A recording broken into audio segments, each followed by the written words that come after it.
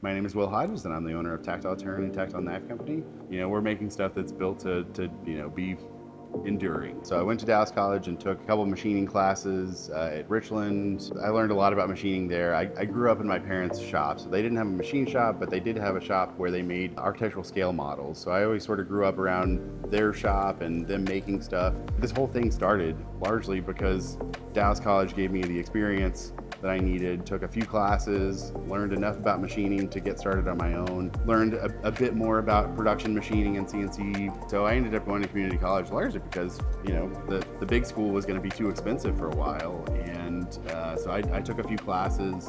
It, opened up opportunities that I wouldn't have had otherwise. I can easily see the path looking backwards, but I didn't know what I didn't know at the beginning, and just slowly but surely learned what I needed to, hired the right people, got the right equipment, grew that until we had like 26 or 27 people and a bunch of machinery, outgrew that space, and now we're in a 48,000 square foot space that currently we use about 24,000. I've got a few tenants in the building, and we just largely sell pins that are designed to last a lifetime. They're meant to be heirloom quality items that you pass on to your kids or whoever wants them. Without Dallas College, it would have been a much harder process, and luckily it's worked out pretty well.